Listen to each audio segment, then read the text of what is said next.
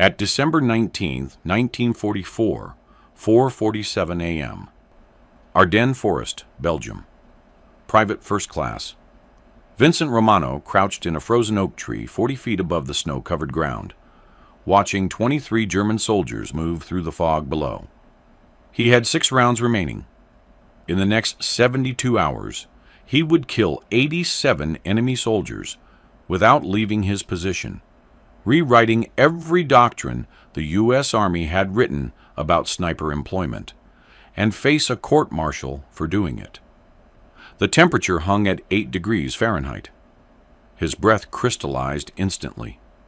The M1903A4 Springfield pressed against his cheek, metal so cold it burned through his wool face wrap.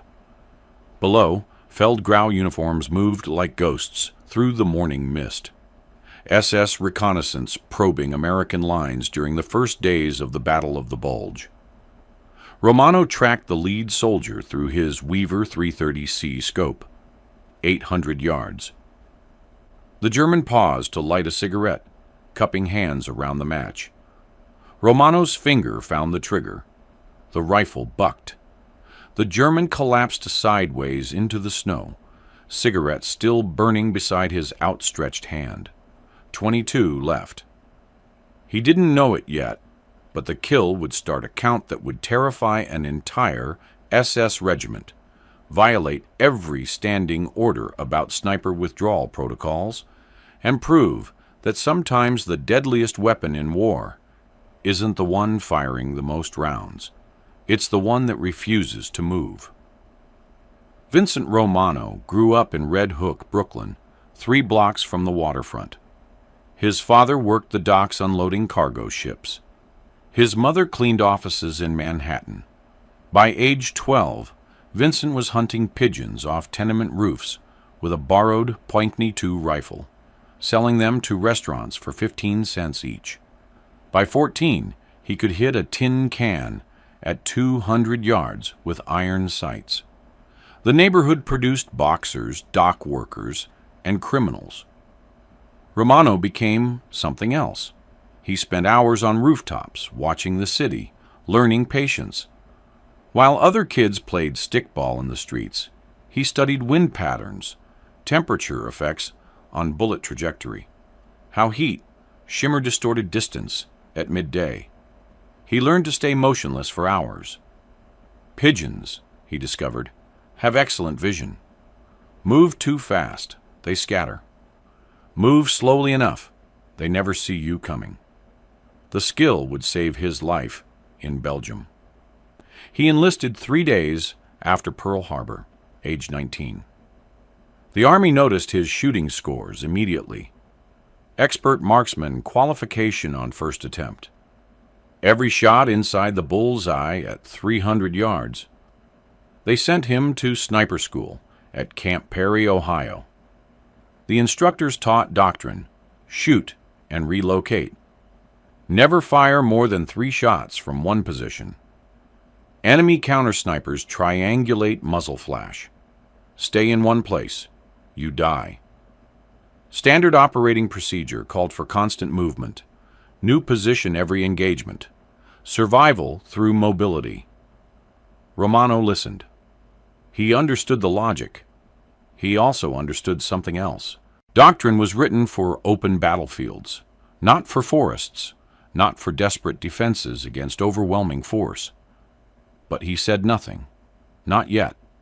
By December 1944, he'd been in Europe 7 months.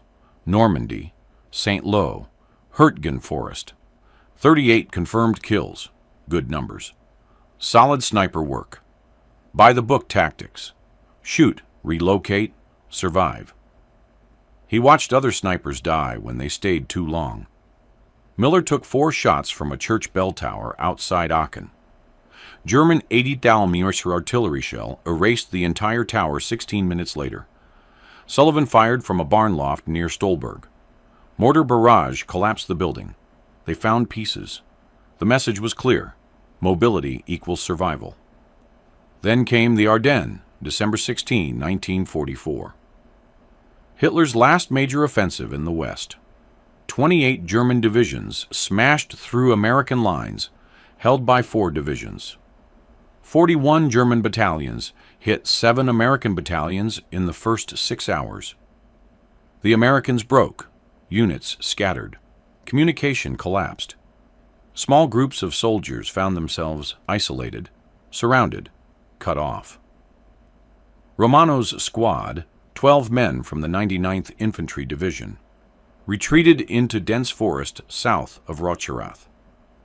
They dug in on a hillside overlooking a logging road. Good defensive position, clear fields of fire. Trees provided cover. Then the Germans came. Not the Wehrmacht. The 12th SS Panzer Division Hitlerjugend, fanatical, experienced, moving fast through American positions, heading for Malmedy. They used the logging road below Romano's position, squads of infantry, half-tracks, motorcycles, a constant flow. The American squad had 3 days of ammunition. No resupply possible. German units controlled everything within 5 miles.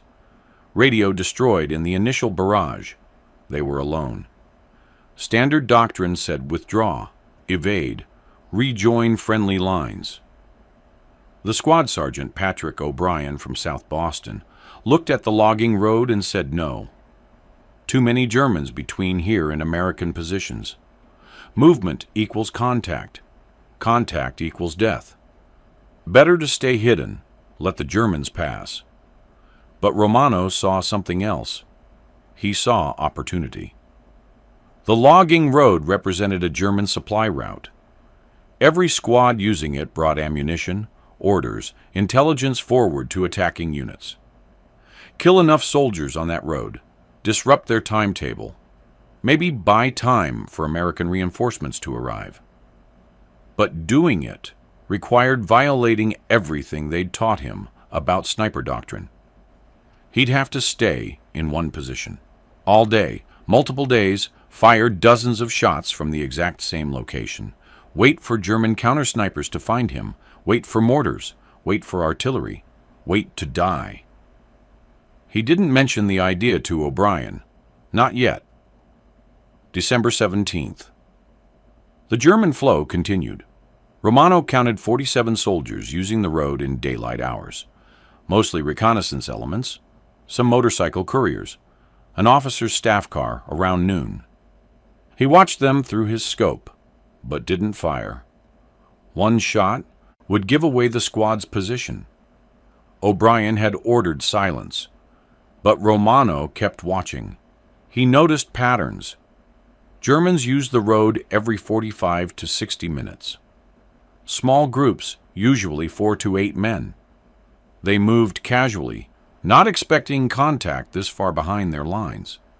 No flank security, no scouts, just soldiers walking down a road, rifles slung, talking. Perfect targets. That night, December 17th, going into December 18th, Romano approached O'Brien. The sergeant was from Southie, worked construction before the war, took no shit from officers or Germans. Romano respected that. The logging road, Romano said. I can shut it down. O'Brien looked at him. Sniper doctrine says shoot and move.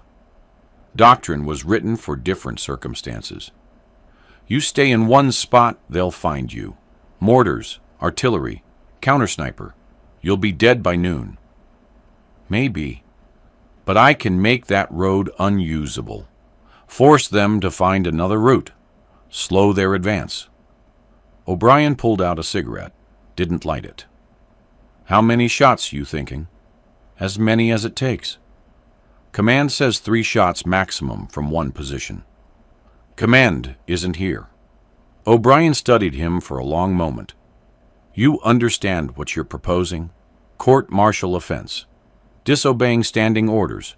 Assuming we survive long enough for a court-martial. I understand. And you want to do it anyway?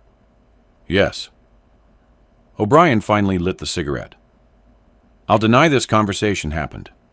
You do what you think is right. But if they come for you with mortars, you're on your own. I can't spare men to pull you out. Romano nodded. Understood.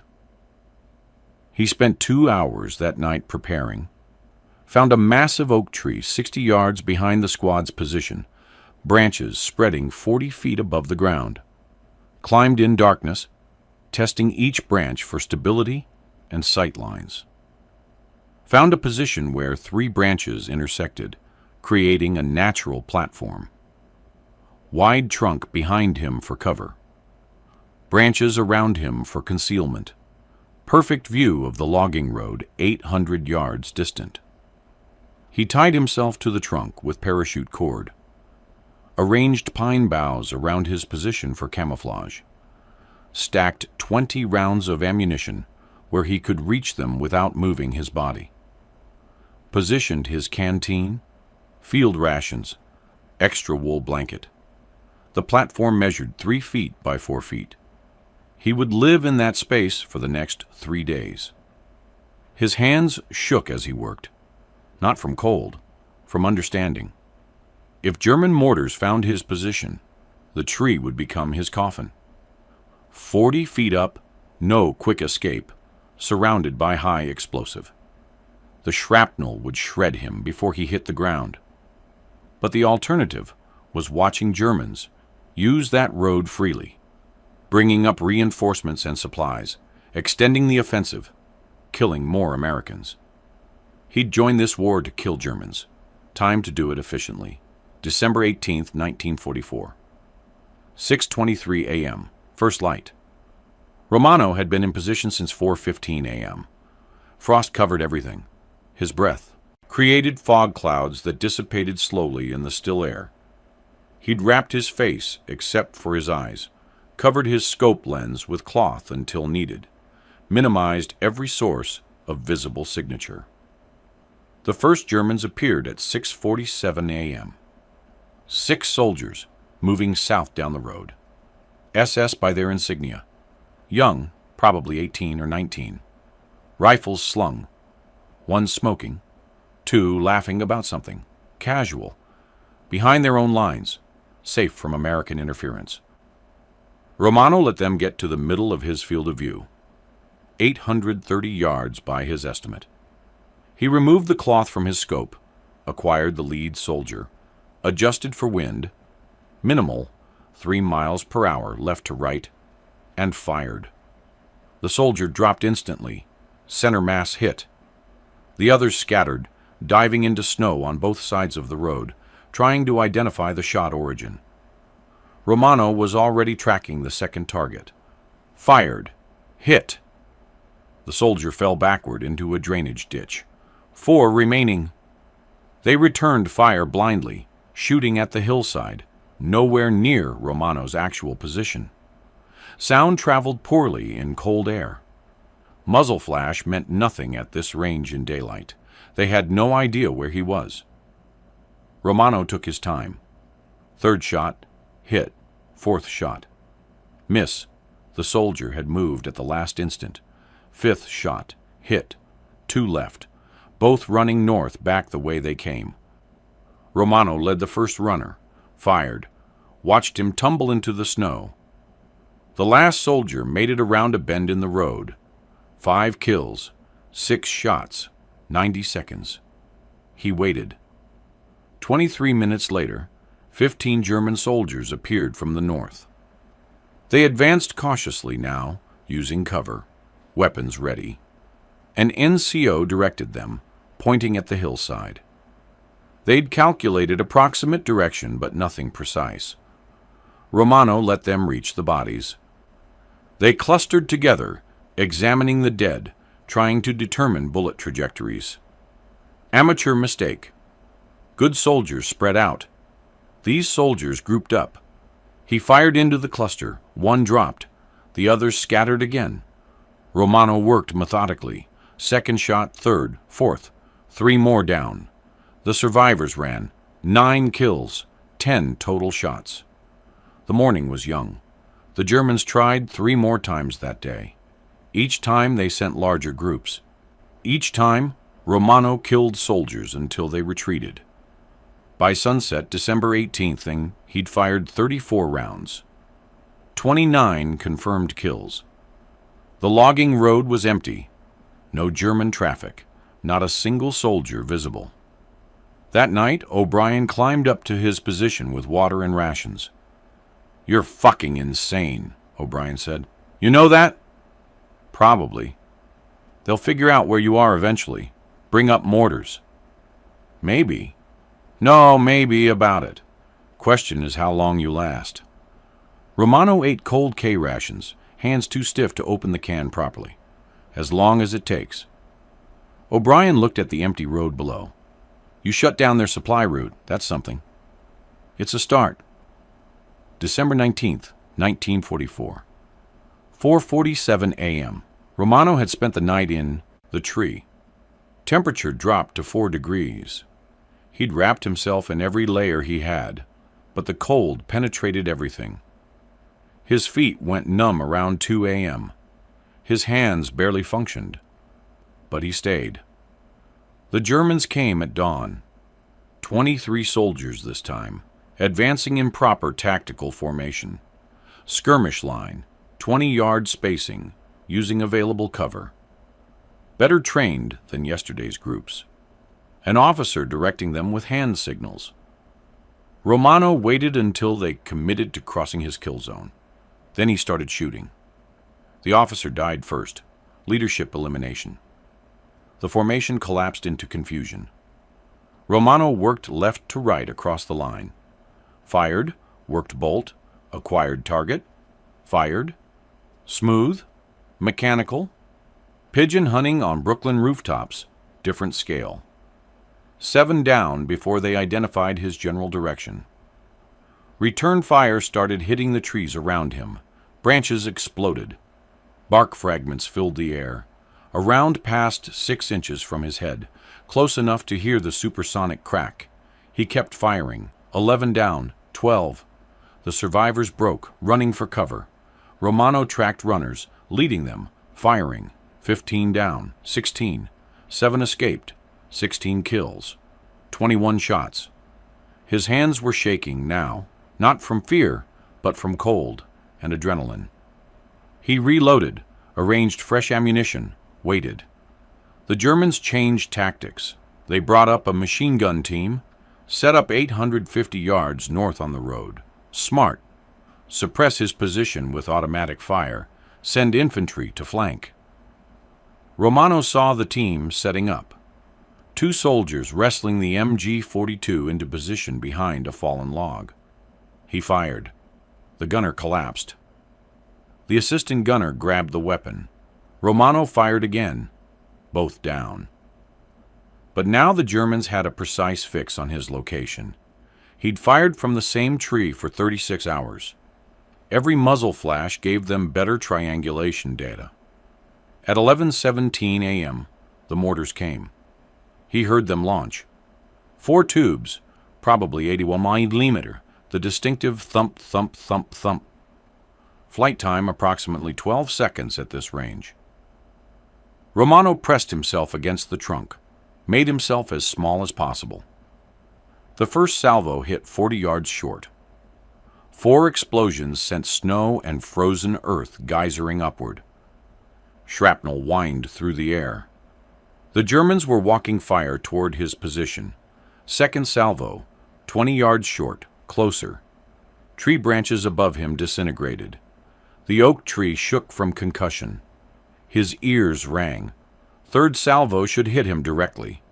It didn't come. He waited 15 seconds. 30. No more mortars. Later he'd learn American counter-battery radar had picked up the German mortar positions and called in 105mm artillery. The German mortars evacuated before completing their fire mission. Luck. Pure luck. But he'd survived. The rest of December 19 passed quietly. No German traffic on the road. No probing attacks. Just silence and cold, and Romano alone in his tree, watching. O'Brien climbed up that night. They tried to kill you with mortars. I noticed. You're staying up here anyway. Yes. Why? Romano looked at the empty road. Because it's working. December 20th, 1944. The final day. Romano had been in position 64 hours. He couldn't feel his feet. His hands barely responded to commands. Hypothermia was setting in. He knew the signs: confusion, drowsiness, slurred mental processing. He was dying slowly from exposure. But the road remained empty. No German traffic, no resupply, no reinforcements. He'd shut down an entire supply route through sheer persistence. At 7:34 a.m., the Germans made their final attempt. 41 soldiers, full platoon strength, supported by 2 half-tracks with mounted machine guns. They came fast, trying to rush through his kill zone before he could engage effectively. Romano started firing before they entered optimal range. 900 yards, shots landing in the lead elements. Soldiers fell. The half-tracks accelerated, machine guns firing at the hillside, suppressive fire filling the air. He ignored the incoming rounds, focused on targets. Fired. Worked bolt. Fired. The first half-track reached the cluster of bodies from previous engagements. Romano put 3 rounds through the driver's vision port. The vehicle swerved, crashed into a tree, stopped. Soldiers poured out the back. He killed 4 before they reached cover. The second half-track kept coming. Romano switched to the gunner, visible behind his weapon shield. Fired. Miss. Fired again. Hit. The machine gun fell silent. Now it was infantry only. 41 soldiers reduced to 28, disorganized, taking cover in whatever terrain offered protection. Their attack had failed. They were pinned. Romano kept shooting. 27, 26, 23. At 8:09 a.m., the survivors retreated north, dragging wounded, leaving dead. Romano counted bodies visible on the road. 18 confirmed. The attack had cost the Germans at least 25 casualties, probably more. The logging road was unusable, littered with corpses, burned vehicles, the psychological residue of a position that killed anything approaching it. He'd won. At 2:47 p.m., American reinforcements from the 2nd Infantry Division reached O'Brien's squad. The German offensive in this sector had stalled, partly due to fuel shortages, partly due to American resistance, partly due to one sniper making a single road too costly to use. Romano climbed down from his tree at 3:15 p.m., December 20th, 1944. He'd spent 72 hours and 28 minutes in that oak, fired 114 rounds, achieved 87 confirmed kills, violated every doctrine the U.S. Army had written about sniper employment. His legs collapsed when he touched ground. O'Brien caught him. "You did it, you crazy bastard." Romano said nothing, just stared at his hands, still gripping the rifle. The debriefing happened December 21st in a farmhouse 5 miles west, temporary battalion headquarters. Romano sat across a table from Captain James Buchanan, battalion intelligence officer, and Major Harold Steinberg, division operations. Buchanan opened a notebook. "Private Romano, walk us through the engagement." Romano described it clinically. Position selection, fields of fire, target acquisition, estimated ranges, kill counts per engagement. No emotion, just facts. Steinberg interrupted. "You maintained position for 3 consecutive days?" "Yes, sir. Despite standing orders requiring relocation after 3 shots maximum?" "Yes, sir." "You're aware those orders exist to prevent exactly what happened? Enemy mortars targeting your position?" "Yes, sir." "Yet you disobeyed them anyway." Romano met his eyes. The tactical situation required adaptation. The logging road represented a critical enemy supply route. Abandoning the position would have allowed unrestricted German access. Buchanan leaned forward. That's not your decision to make. You're a private. You follow orders, not create new doctrine. With respect, sir, command wasn't present to assess the ground truth. I made the decision I thought would kill the most Germans and save the most American lives, by risking your own life against explicit orders. Yes, sir. The room went silent. Steinberg drummed fingers on the table. Outside, artillery rumbled in the distance. The battle continued. But in this room, the question was simpler. Punish initiative or reward results? Buchanan spoke first. 87 confirmed kills? Conservative estimate based on observed falls. Actual number may be higher counting wounded who died later. And the logging road? Unusable for the remainder of the engagement in that sector. German forces rerouted 2 miles east, adding 6 hours to their supply timeline. Steinberg pulled out a map, studied it. This road here? He pointed. Yes, sir. Intelligence reported German units in this area experienced significant ammunition shortages. December 1921. We assumed it was distribution problems. You're saying you caused it? I disrupted one supply route. Can't speak to overall German logistics.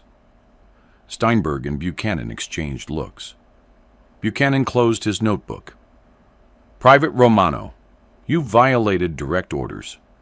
Under normal circumstances, that's court-martial territory. Disobeying lawful commands, reckless endangerment of military assets, that's you, and unauthorized tactical modifications. Romano said nothing. However, Steinberg stood. Results matter. 87 enemy casualties from one position represents exceptional combat effectiveness. The disruption to enemy logistics provided measurable operational advantage. He walked to the window, looked out at the snow. Here's what's going to happen. Official reprimand in your service record. Letter documenting your violation of standing orders. That follows you for the rest of your military career. Romano nodded. Expected. But, Steinberg turned back. No court-martial. No reduction in rank. And we're forwarding your case to Division Sniper Training Cadre for tactical analysis.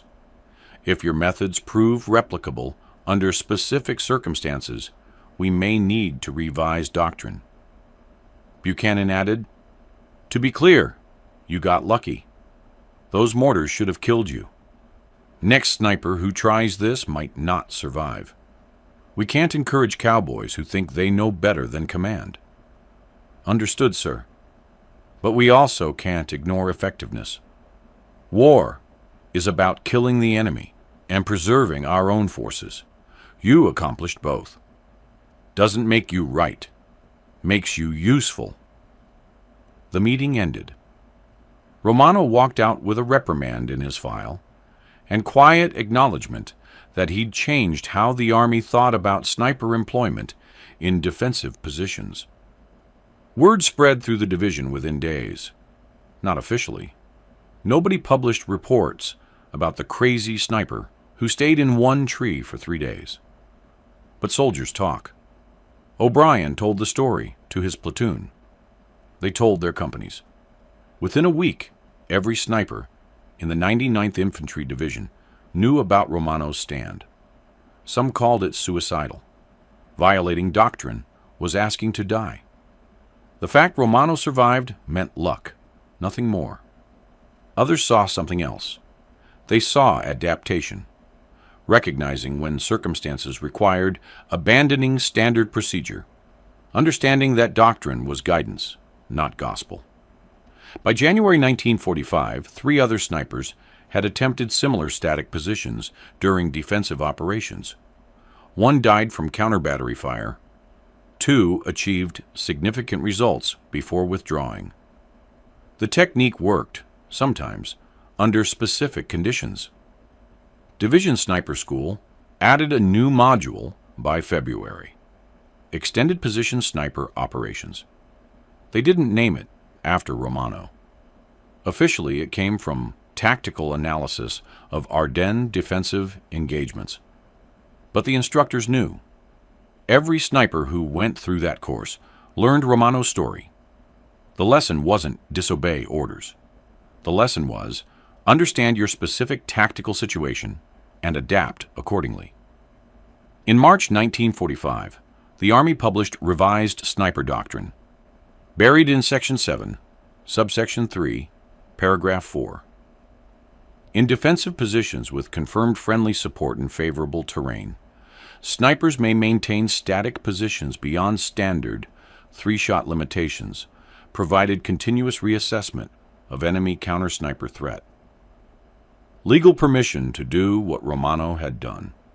The manual cited combat analysis from winter 1944-45 operations. No names, no specific battles, just acknowledgement that sometimes staying put killed more enemies than moving. Romano never saw the revised manual. By March, he was reassigned to division headquarters as a sniper instructor. Not a reward, a practical decision. If he'd figured out something useful, better to have him teaching it than getting killed before war's end. He trained 43 snipers between March and May 1945. Taught them tree positions, sight lines, patience, cold weather survival. Told them about the logging road. Explained his thinking. Assess the tactical value. Calculate the risk. Make the decision. Don't be stupid, he told them. Static positions are suicide in offensive operations. But in defense, with proper support, sometimes the best position is one that doesn't move. You have to know which situation you're in. VE Day came May 8, 1945. Romano had survived. 87 kills in 3 days, hundreds more throughout the war. Bronze Star for valor, though the citation never mentioned the logging road. Just exceptional combat effectiveness in the Ardennes, December 1944. He rotated home in July, discharged in August, back to Brooklyn by September. Romano didn't talk about the war. Friends asked what he did in Europe. He said infantry. They pushed for details. He changed the subject. His mother wanted to contact the local newspaper, do a hero story. He refused. He got a job at LaGuardia Airport, aircraft mechanic. The work was simple. Maintain engines, replace parts, keep planes flying. He liked it. Quiet, methodical. Nobody shooting at him. He married in 1948. Teresa D'Angelo from the neighborhood worked as a secretary for a law firm. They had 3 kids. Joseph, born 1949. Maria, 1952. Anthony, 1955. Romano told them nothing about the war until they were adults. Every year on December 20th, he called Patrick O'Brien. The sergeant had survived the war, moved back to Boston, worked construction like before. They'd talk for 20 minutes, mostly about families, jobs, regular life. Sometimes O'Brien would say, "You still crazy?" Romano would answer, "Every day." Neither mentioned the oak tree or the logging road. Didn't need to. Romano attended 99th Division reunions when he could. Saw other guys from the Ardennes. They'd shake hands, exchange small talk, drink beer. Late in the evening, someone might mention snipers. Romano would stay quiet, but other veterans would look at him, that knowing look. One reunion in 1973, a younger man approached, introduced himself as Lieutenant Michael Greco, Division Sniper School instructor, 1968-72. "You're Romano?" "Yeah. I taught your method, the static defense position. Saved my ass in Vietnam twice." Romano nodded. "You modify it at all?" "Added radio communication to friendly positions. Better extraction protocol if mortars come. But the core concept, your concept, works." "It's not my concept. Just common sense. Army didn't think so in 1944. Army thinks a lot of things. They talked for an hour. Greco wanted details, exact sight lines, ammunition management, cold weather sustainment. Romano answered every question. If the method saved lives, he'd share everything he knew. You never got official credit, Greco said. Don't need credit. Just need Germans dead and Americans alive. That simple? That's simple.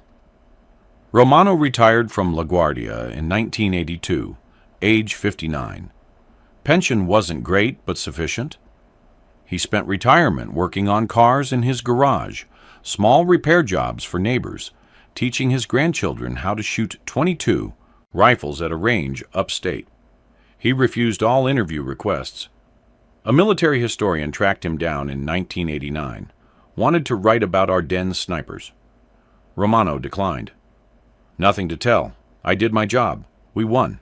That's the story. The historian pushed. But your technique changed doctrine. That's historically significant. Lots of guys changed doctrine. Most of them died doing it. I got lucky. Not much of a story. 87 kills in 72 hours. That's exceptional by any standard. Romano thought about the logging road, the bodies in the snow, young German soldiers, 18, 19 years old, dead because he'd been patient and cold and willing to violate orders. They were the enemy, he said. I killed them. That's war. Nothing exceptional about it. The historian never published the story. Vincent Romano died February 3, 1997, age 74. Heart attack, quick, at home in Brooklyn. Teresa found him in his garage, sitting in a chair, gone. The funeral was family and neighborhood friends. A few old guys from the 99th Division made the trip. O'Brien came down from Boston, 76 years old, walking with a cane. They buried Romano with military honors. Flag on the coffin, 3-shot volley, taps. The obituary in the Brooklyn Eagle mentioned his service. World War II veteran, 99th Infantry Division, European theater, survived the Battle of the Bulge. No mention of logging roads. No mention of oak trees. No mention of 87 men killed from one position. Just another veteran, remembered by family, buried with quiet dignity. At the reception after the funeral, O'Brien sat with Romano's adult children. Joseph asked, "What was my father like in the war?" O'Brien considered the question. "He was the bravest man I ever met, and the calmest. When everything went to hell, he stayed focused, did what needed doing. He never talked about it. Most guys don't. The ones who saw the worst of it, they keep it inside." Maria asked, "Did he do anything important? We know he was there, but he never said what he actually did." O'Brien smiled. He saved a lot of lives, maybe hundreds, maybe more, changed how the Army thought about certain tactics, but he never wanted recognition for it. Why not?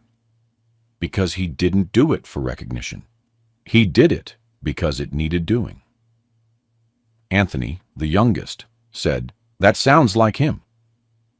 O'Brien looked at the three of them, Romano's children, good people who barely knew their father's war story.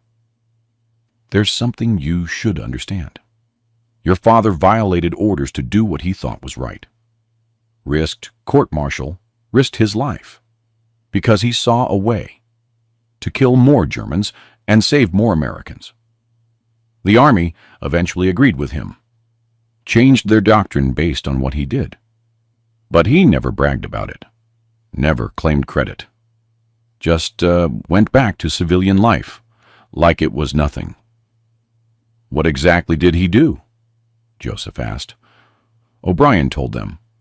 "The oak tree, the logging road, 72 hours, 87 kills, the mortars, the reprimand, the quiet doctrinal change. When he finished, the children sat silent. Finally, Maria said, "We never knew." "He didn't want you to know. He wanted to be your father, not a war hero." Teresa, Romano's widow, had been listening from nearby. She approached, sat down. He had nightmares sometimes, especially in December. He'd wake up shaking, wouldn't talk about it. I asked once. He said, "I killed a lot of people. Some of them deserved it. Some were just kids following orders." I don't know how to feel about that. O'Brien nodded. That's the difference between soldiers and killers. Soldiers remember who they killed. The logging road still exists, paved now, part of a regional highway system in eastern Belgium. Tourists drive it without knowing. There's no monument, no historical marker, just road through forest. In 1994, a Belgian military historian researching Battle of the Bulge actions in that sector found references in German unit records.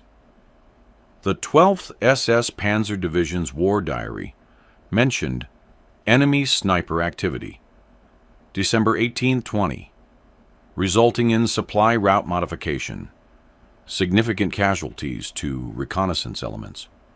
The historian cross-referenced with American records, found oblique mentions in 99th Infantry Division, after-action reports. Sniper operations significantly degraded enemy logistics in Sector 7B. He tried to identify the sniper. Name redacted in available documents. He requested full records. Denied. Classified under personnel privacy regulations. The historian published his findings without the name. An unidentified American sniper operating near Rocherath, Belgium, December 18, 1944, achieved estimated 85 to 90 enemy casualties from static position, demonstrating successful adaptation of sniper doctrine to defensive scenarios. The paper was read by military historians and doctrine specialists, cited in several later works about sniper tactics. The technique, extended static position in defensive operations, became accepted practice in U.S. military sniper training. No mention of Private First Class Vincent Romano. No acknowledgement of the Brooklyn Kid who killed pigeons from rooftops and Germans from oak trees. Just the method, the results, the quiet evolution of how soldiers think about their work. That's how innovation happens in war, not from generals in headquarters analyzing maps, not from committees writing theoretical doctrines, from soldiers in the field who see problems, calculate solutions, and act despite consequences. Romano saw a supply route enabling enemy operations, calculated that shutting it down mattered more than following regulations, accepted the risk of court-martial and death, stayed in that tree for 3 days, killing everything that moved, until the road became unusable. The Army wanted to punish him for disobedience. The Army also wanted to use his method, so they did both. Reprimanded him, adopted his technique, took credit for the innovation, forgot his name. Real heroes don't seek recognition. They do what needs doing, accept the consequences, move on. Romano killed 87 Germans in 72 hours because someone had to, because that logging road was getting Americans killed, because he had the skill, the position, and the willingness to risk everything to make a difference. That's not heroism. That's professionalism. The unspoken contract every soldier makes. Mission first, rules second, survival last. The oak tree is still there. 60 years of growth, but the same tree. 3 branches intersecting 40 feet up. Perfect position for watching a road 800 yards distant. Nobody remembers why that tree matters. Just another oak in Belgium forest, home to birds and squirrels. Not memorials, not history. just a tree where a Brooklyn mechanic's son spent 3 days doing the hardest things soldiers do, staying in place when everything says run, firing when everything says hide, trusting that killing enough enemies will save enough friends to make the risk worthwhile. That's how one sniper killed 87 Germans in 72 hours. Not through luck, not through superior equipment, through understanding that sometimes the deadliest weapon isn't the one that moves fastest. It's the one that refuses to move at all. If you found this story compelling, please like this video. Subscribe to stay connected with these untold histories. Leave a comment telling us where you're watching from. Share this to honor the forgotten innovators of World War II. Thank you for keeping these stories alive.